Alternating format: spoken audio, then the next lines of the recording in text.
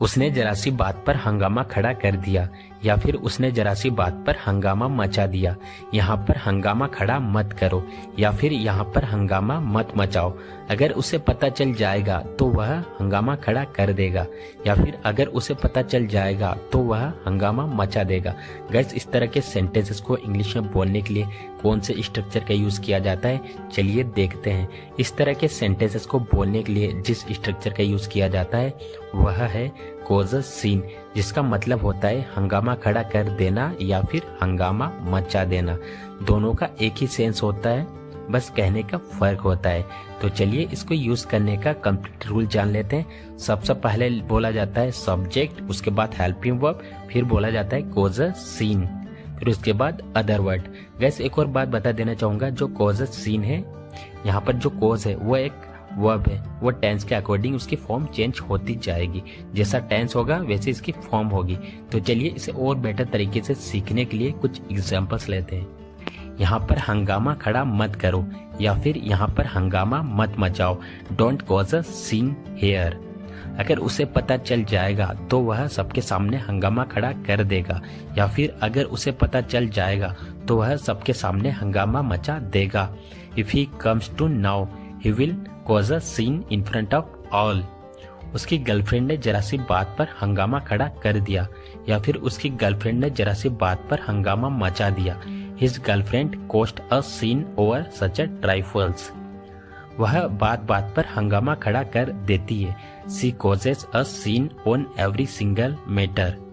क्या तुम चाहते हो कि मैं यहाँ पर हंगामा खड़ा करूं, या फिर क्या तुम चाहते हो कि मैं यहाँ पर हंगामा मचाऊं?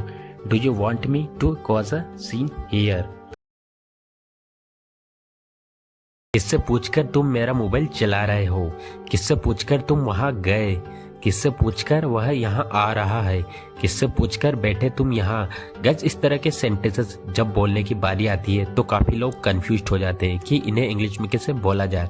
तो डोंट वरी गाइस, मैं आज आप लोगों को सिखाने वाला हूँ कि इन्हें इंग्लिश में कैसे बोला जाता है। तो गाइस, इसे जो इंग्लिश में बोलने के लिए जो फ्रेज यूज किया जाता है वो है बाय आस्किंग हुम, जिसका हिंदी मीनिंग होता है किससे पूछकर या फिर किससे पूछकर। दोनों का एक ही मतलब होता है, बस कहने का फर्क होता है। तो चलिए इसको यूज करने का कंप्लीट रूल जान लेते हैं। तो सबसे पहले बोला जाता है बाय आस्किंग हुम, उसके बाद में हेल्पिंग वर्ब, हेल्पिंग वर्ब के बाद में सब्जेक्ट, सब्जेक्ट के बाद में मेन वर्ब, मेन वर्ब के बाद में ऑब्जेक्ट, फिर उसके बाद में क्वेश्चन मार्क। तो चलिए गाइस, यहाँ पे कुछ एग्जांपल्स लेते हैं ताकि इसे और बेटर तरीके से सीख सके। किससे पूछकर तुम मेरा मोबाइल चला रहे हो? By asking whom are you using my mobile. यहाँ यूजिंग की जगह आप ऑपरेटिंग का भी यूज कर सकते हो, दोनों का एक ही मतलब होता है। किससे पूछकर तुम वहां गए? By asking whom did you go there. By asking whom did you go there. किससे पूछकर वह यहाँ आ रहा है? By asking whom is he coming here. By asking whom is he coming here. किससे पूछकर बैठे तुम यहाँ? By asking whom did you sit here. By asking whom did you sit here. किससे पूछकर वह कक्षा में आया? By asking whom did he come to the class. By asking did he come to the class. किससे पूछकर तुमने पंखा चालू किया या चलाया? By asking whom did you switch on the fan. By asking did you switch on the fan. किससे पूछकर तुमने मेरा मोबाइल को हाथ लगाया? By asking whom did you touch my mobile. By asking whom did you touch my mobile. किससे पूछकर वह यहाँ आ रहा है? By asking whom is he coming here. By asking whom is he coming hair.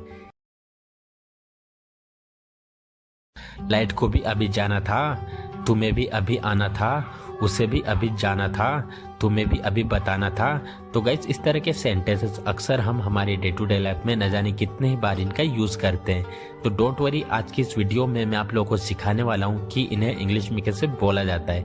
तो सबसे पहले बोला जाता है सब्जेक्ट, उसके बाद में टू, जिसका हिंदी मीनिंग होता है भी, plus had to, plus verb की first form, plus right away.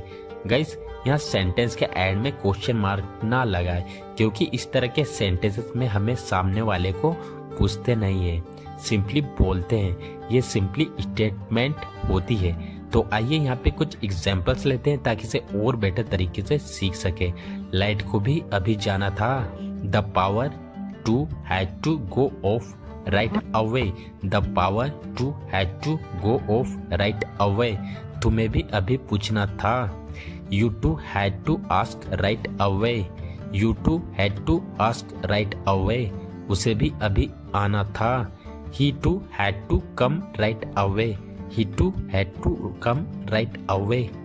तुम्हें भी अभी बताना था. You too had to tell right away. You too had to tell right away. तुम्हें भी अभी निकलना था. You too had to leave right away.